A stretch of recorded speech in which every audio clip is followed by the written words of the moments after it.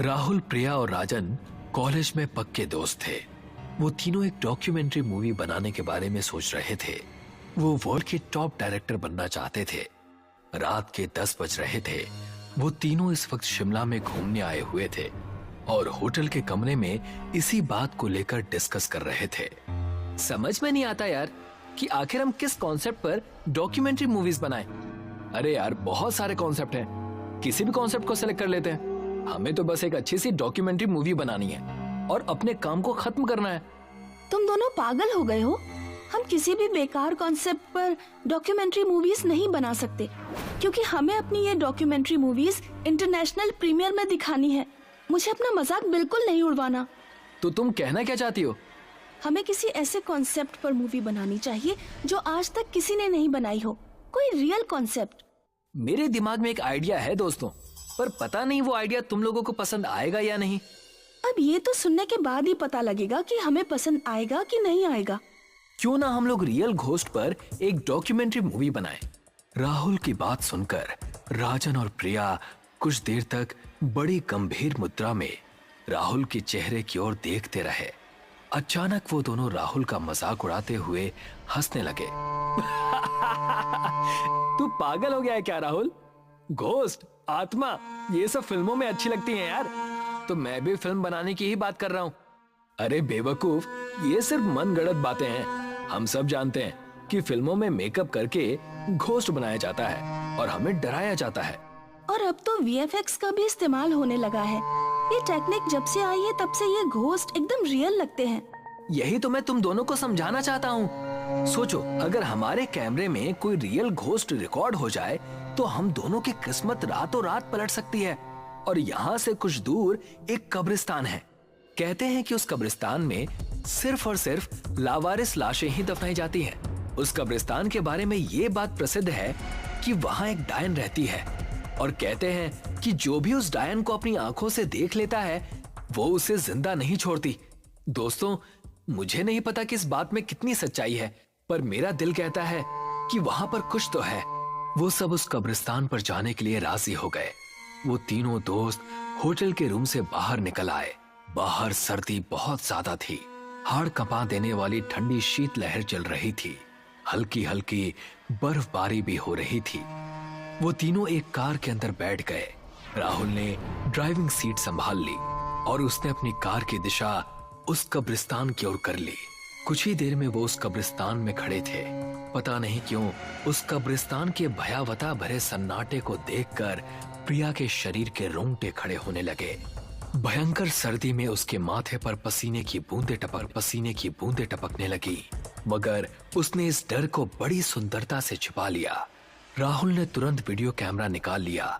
राहुल अंधेरे में रिकॉर्डिंग करते ही कब्रिस्तान की गेट से होते हुए अंदर चला गया और उसके पीछे पीछे राजन और प्रिया कब्रिस्तान के अंदर चले गए, जहां घना अंधेरा था। मगर तीनों ने उस कब्रिस्तान के अंदर कदम रखा ही था कि तभी राहुल और राजन के कानों में प्रिया के दिल दहला देने वाली चीख टकराई। प्रिया, क्या हुआ तुम्हें? तुम चीखी क्यों? जल्दी से टॉर्च निकाल राजन।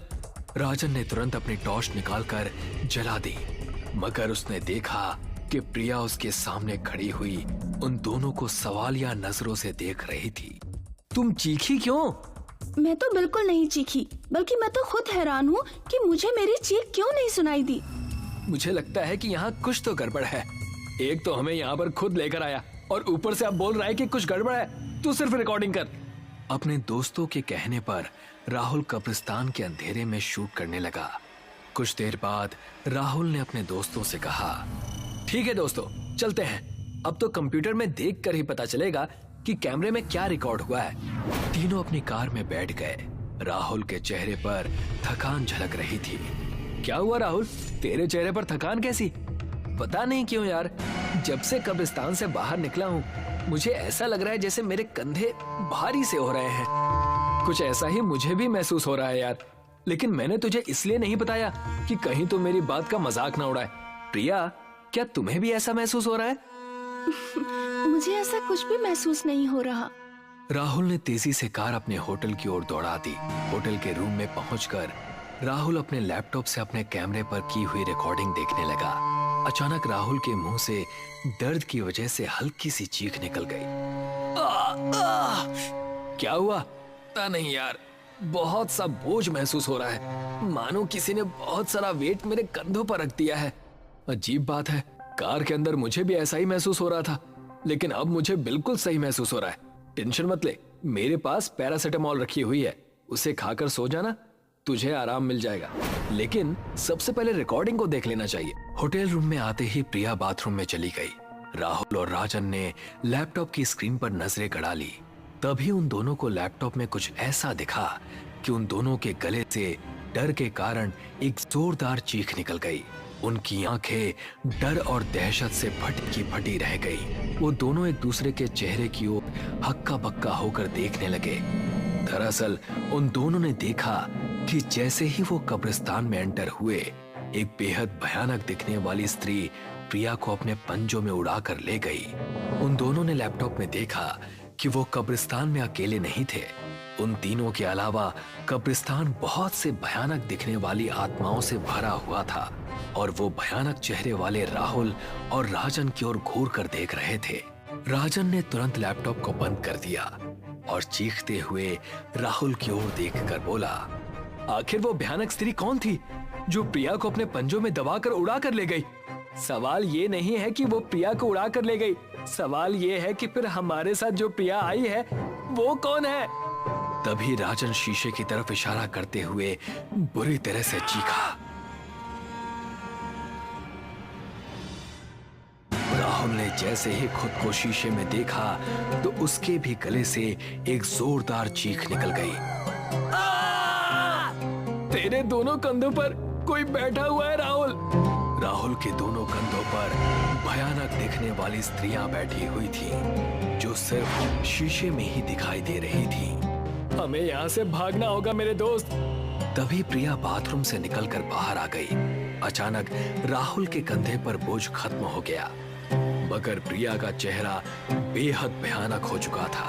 उसकी आंखों की पुतलियां बिल्कुल सफेद थी, लेकिन देखते ही देखते प्रिया एक भयानक डायन में परिवर्तित हो गई। उस डायन का शरीर लचीला था। तभी वो डायन बहुत तेजी से राहुल के ऊपर झपटी और एक ही झटके में राहुल के गर्दन में अपने दांत गड़ा दिए और उसका खून पी गई। उस डायन ने राजन को तो कुछ समझने का मौका ही नहीं दिया और उसने राजन के साथ भी वही किया जो राहुल के साथ किया था। दरअसल प्रिया को तो कब्रिस्तान में डायन उसी वक्त उड़ाकर ले गई थी।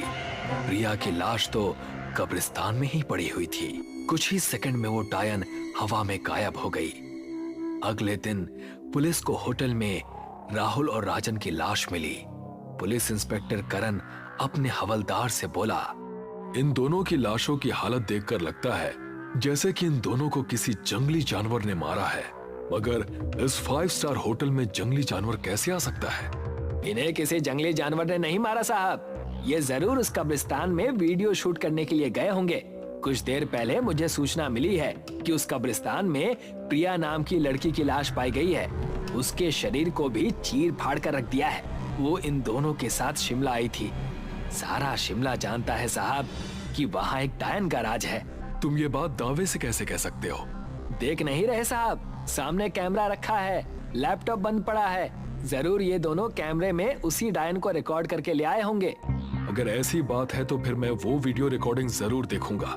ऐसी गलती मत करना साहब, नहीं तो आज की रात तुम्हारी भी आखिरी रात होगी, क्योंकि वहाँ कुछ तो है। हवलदार की बात सुनकर ना जाने क्यों इंस्पेक्टर करण के डर से रोंगटे खड़े हो गए और फिर कुछ दिन बाद पुलिस ने फाइल क्लोज कर दी।